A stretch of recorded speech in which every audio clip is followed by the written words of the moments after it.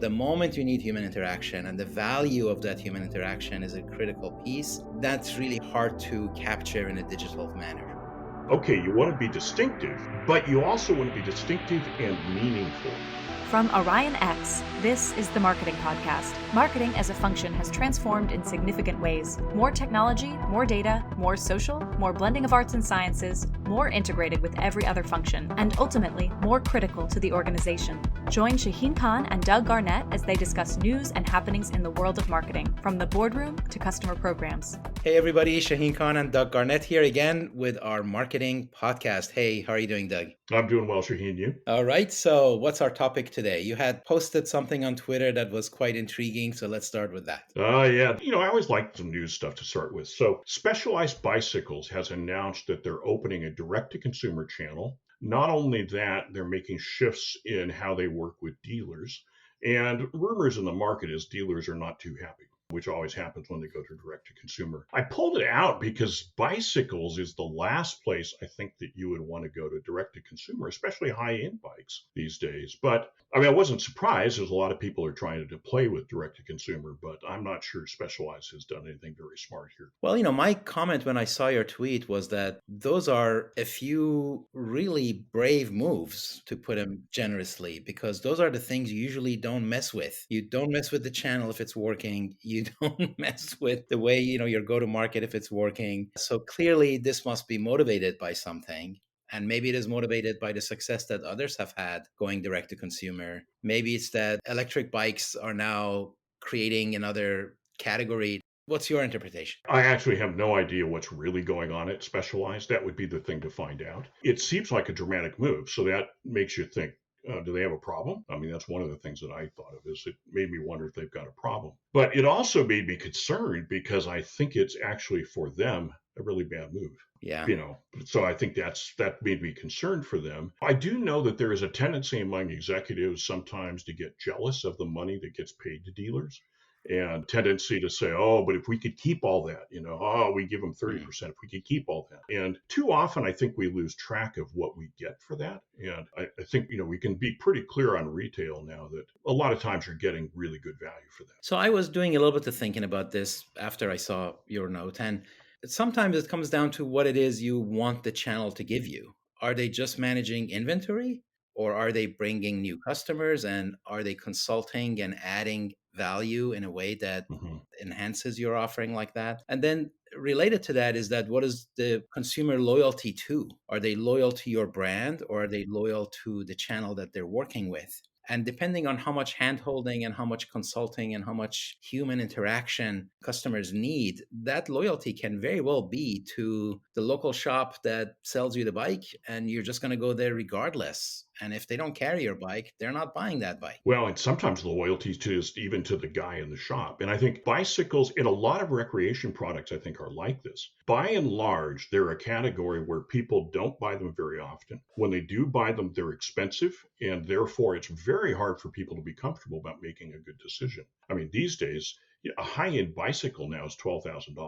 Wow. That's a lot of money to be dropping on something that you could hit with a car. So, you want to be sure you're making the right choice with it. My son Sam, he sells bikes in a bike shop, and we were talking about it, and it's all about helping people find the right choice for what they need. That said, there are a few customers who are going to be fine just walking up and ordering online with this, but they're going to be the really special customers. They're going to be the really knowledgeable, the most thoroughly sophisticated customers. What I worry about for Specialized is that the only value they get out of this move is going to be from those customers. Otherwise, they're alienating their distribution channel, and their distribution channel is key to that vast, larger array of people. One which we were talking earlier has opened up with e-bikes, because e-bikes now make it possible that you don't have to be in quite as good a shape. You don't have to ride quite as often in order to enjoy having a bicycle now. Right.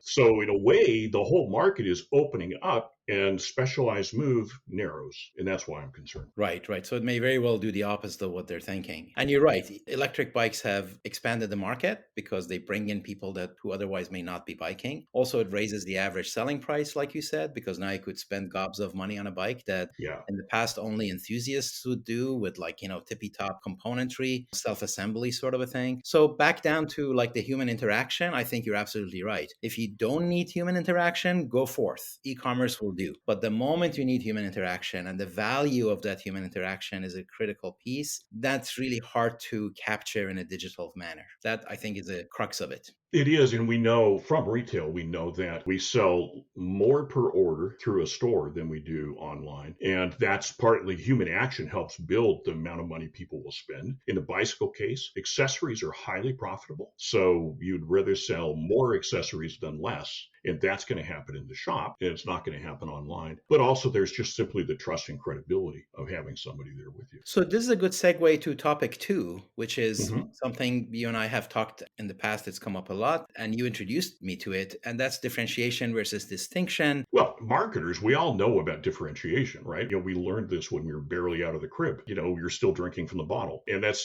differentiation goes way back. Byron Sharp, whose book, How Brands Grow, has really kind of turned some marketing upside down, but is very good book, has introduced the idea that distinction is at least of equal, maybe more importance than differentiation. And of course, the whole marketing world went, "Oh my God, you're kidding. What? Wait, no." And so there's been vast arguments back and forth on it. And I've kind of watched the discussion, and I think, to me, I don't believe in anybody have absolute theories. So my sense is he's absolutely right about distinction. If we take it in the sense as if you're Doritos, your bag is distinctive. When somebody walks into the chip aisle, they can from 40 or 50 feet away spot your product on the shelf. That's distinctiveness, and that's what you want.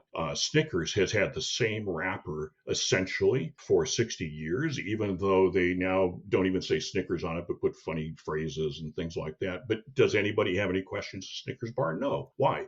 It's distinctive. So there's a real value for a brand in people being able to say, "Oh, that's one of theirs," or, "Oh, that's what I need," or those kinds of things. I think where it gets fuzzy is differentiation is critical for products. We have to make our products different. Products are always different anyway because we made them. I do know a good part of what Byron Sharp's saying is that you don't spend a lot of time differentiating your brand. What I would say is make products that are really Mhm, meaningful and mhm. make your brand really distinct. So my experience in product marketing has been that if your product differentiation is a black and white slam dunk, I have it, you don't, game over, Mhm. go forth. Absolutely. But the moment you do that, like within a few months, your competition will start claiming the same thing. Mhm. So now it becomes a gray area. It's no longer black and white. And Mhm. now it's like, well, we have it too. Well, how do you have it? Well, we have it this way and we have it that way. So it becomes blurry. When you get to that blurry, that's really when distinctiveness really comes in. And of course, my Mhm. experience is mostly B2B, where even then product differentiation is like supposed to be really important. But even then, distinction plays a big role, especially if you're a startup, especially if you're trying to like establish some kind of a coherent identity. So product differentiation is not versus brand distinction, but it is in parallel with, and I take his advice, his valid advice, as let's not forget about brand distinction, even in a B2B setting. In a B2C setting, without a doubt. If you're buying a pencil, it's a pencil, it's hard to differentiate it. There are things you can do to make it distinctive. I think one of the interesting things, what I teach my classes is, Right. okay, you want to be distinctive, but you also want to be distinctive and meaningful. Yes. There's a trick because there are ways to be distinctive that don't play to your advantage. So I think that the Tesla cars are distinctive and meaningful. They're beautiful. People love the way they look, and they just are deliver everything. I think at this point in time, I would say that the Tesla truck is distinctive but not meaningful. And it may be that it turns out to be a great product and a great direction for them. But the fundamental reaction to it was that of that's a gimmick. And gimmicks are what are distinctive but not meaningful. Somebody who goes out and does something just to show off and it's just a gimmick. Yes, yes. And it takes a lot of discipline to avoid gimmicks when you don't have anything else to latch onto and your product launches tomorrow, right? Right.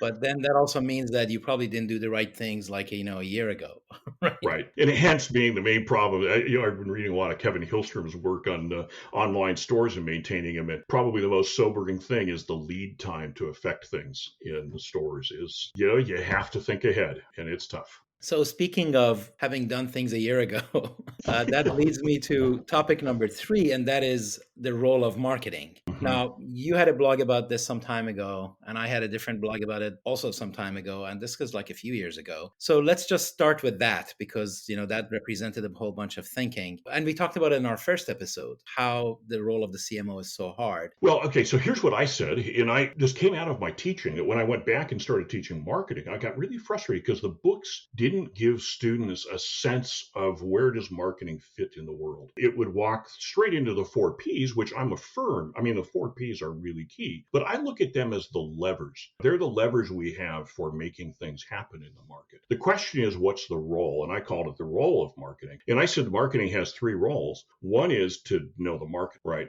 A marketing role is to really thoroughly understand the market. This is consumers, this is competitors, this is trends, this is all kinds of things. You need to know sales channels, you need to know management of those. So marketing has to be this amazing observer and knowledgeable about the market. Then marketing's second role is to bring that back to the company so that everybody gets the benefit of that understanding. It makes your products better, your manufacturing better, your logistics, your finance. Everybody in the company needs to learn from that. And then the third role for marketing is that marketing actually has some specific jobs to do, which is to do the advertising, to deal with the sales channel, and a number of those things. Unfortunately, a lot of companies tend to emphasize what they can see as obvious work, like doing the advertising, and don't give marketing the funding or the role it needs to know the market. And they miss out that really important primary. And I think that's the single most important thing that we need from marketing. Right. Along those lines, we both have said this is that when we say marketing, we're not talking marketing department. Right. We're talking about marketing as a set of activities that an organization needs to do. And it will do some of it with or without a marketing department. Yeah. And so you can do a lot of great marketing without a marketing department and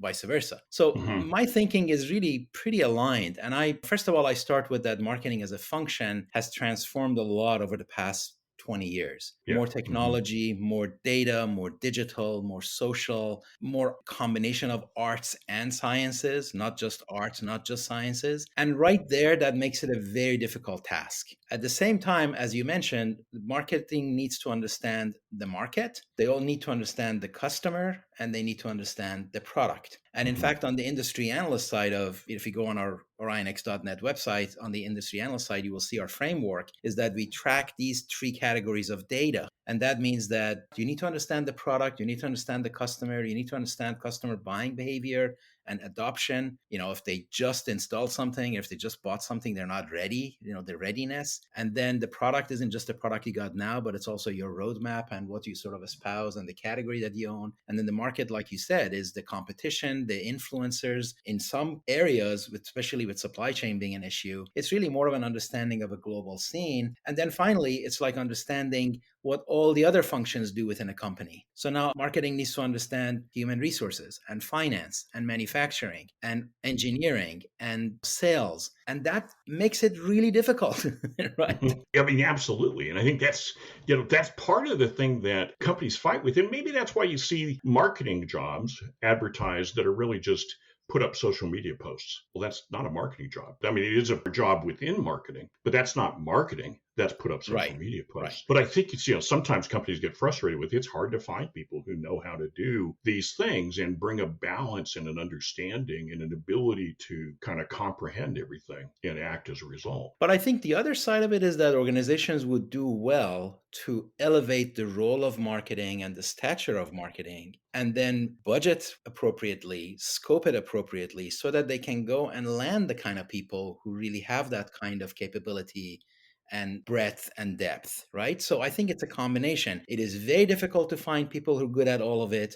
but many of the places that are looking for that kind of a talent aren't going to find it the way they scope it and manage it. No, well, and problem is they scope it into really specific little things. And the reality is it doesn't fit that well. It's more, what's the problem? Let's find it. Let's go attack it. Let's solve it. And that's a Right. whole, that doesn't fit up on a nice job description. Well, the other problem is that if you define it at the level that it needs to be defined, then you wonder, well, how's that different from the CEO's job? And if you have that question, well, then right there, it's either the case that the CEO had better do all that work, or Right. they better Hmm. find a way to really get a CMO that can do the part that they're not going to do. And that leads to why it is so critical for the CMO and the CEO to just be completely aligned, hand in glove. In fact, that alignment to me is more important than the sales marketing alignment, which is also critically important. It's interesting. There's a guy named Tim Ambler that wrote a book back around 2000, 2001 on marketing and metrics. His observations, based on a lot of studies, they found that marketing was defined differently in every company as to who was responsible. And in fact, you do have these companies where the CEO actually has a really good fundamental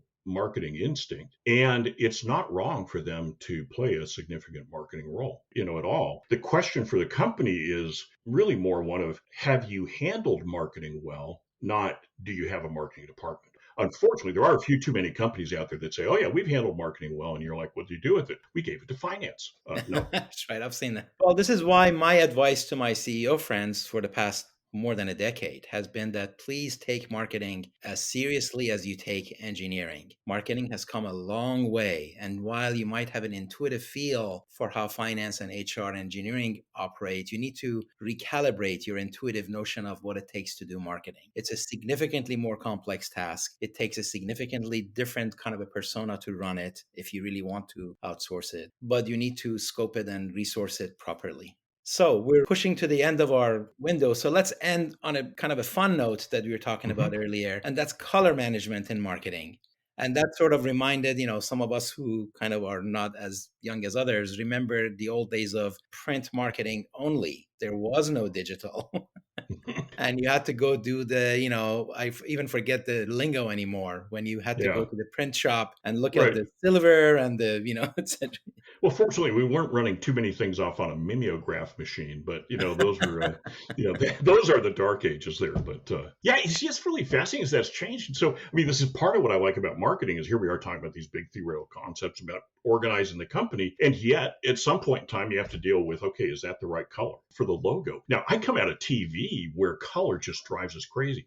I used to have Yeah. clients that would come in with their Pantone books, and they'd say, okay, that's supposed to be Pantone 4074 or something like that. And we'd be like, it's a television set. And here's the problem. No matter what we do in the edit bay, when it's on broadcast, its color depends on the consumer's setting on their TV set. At the end of the So day, it yeah. will always be different. With every TV set, your logo is going to be different. And so our challenge is finding the right color to set it at to begin with, so that after it makes it through the broadcast system and through their TV set, it somehow feels like you. And maybe, that doesn't satisfy somebody who's like, yeah, but it's Pantone 40, I mean, that doesn't satisfy them. But that's reality in TV. And I think you've got the same challenge with, you come out of some print. Well, I mean, in the old days when you did a print, it was offset printing. So it was analog. And you would go and set it up once and you would look at multiple iterations until all the colors matched up properly. And you said go. And then you'd go and print like, thousands of copies and you were good to go. The moment you kind of moved from that sort of high volume analog to digital, and then that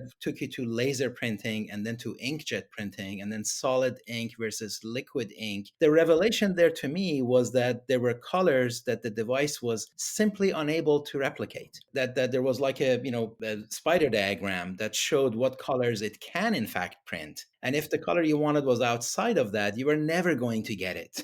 Not like you could if you fiddle with it. It just wasn't possible. The early days of internet stuff where there was like, okay, you can get these colors easily, but we don't know about those.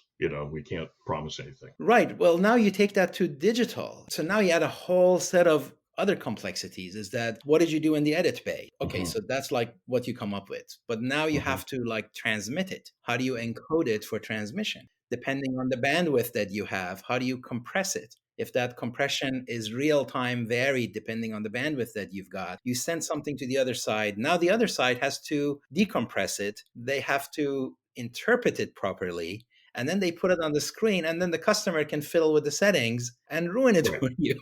Well, actually, well, here's one of the places we saw this most dramatically was in sound as well, because we would go out to our sound guy, who's a brilliant sound guy.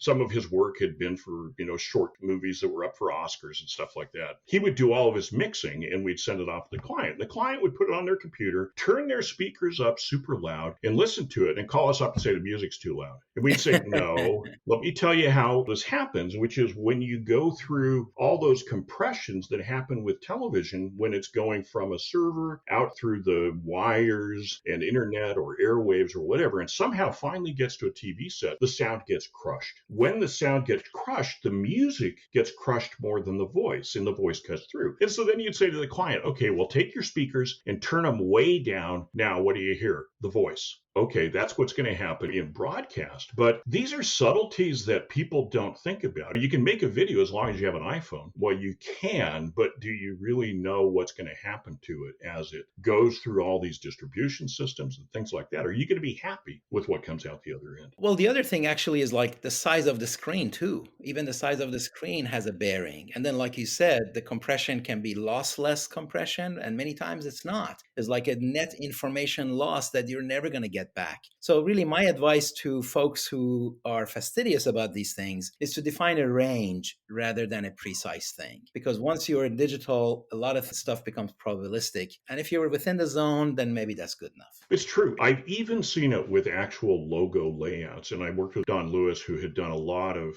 national television work for Ford and for Goodyear and Super Bowl ads and things like this. And we had to change a logo once. And our client just went ballistic. We said, look, it doesn't work on TV. You've got a logo that's designed, but it doesn't work on TV. And Don's advice to me was, yeah, guess what? You always change logos for TV, because what we can't lose track of is our purpose is to communicate, not to be perfectionists about the logo. And so what you want is for people to walk away from having seen the advertising and say, oh, that's Ford, or, oh, this was for a DuPont, it was Teflon. As long as they're clear about that, we've done our job. And the logo police get paid to try to impose an arbitrary precision that isn't important in reality. Yeah. And then you add 3D to it, and then you add motion to it, and now you've got other significant things. But at the end, like you're saying, form has to follow function. So on that happy note, we can end this episode. As usual, thanks to our listeners to keep us going. And until next episode, thanks, Dave. Thanks, Shaheen. That's it for this episode of the Marketing Podcast. Every episode is posted on orionx.net and shared on social media. Use the comments section or tweet us with any questions or to propose topics. If you like the show, rate and review it on Apple Podcasts or wherever you listen. The Marketing Podcast is a production of Orion X. Thank you for listening.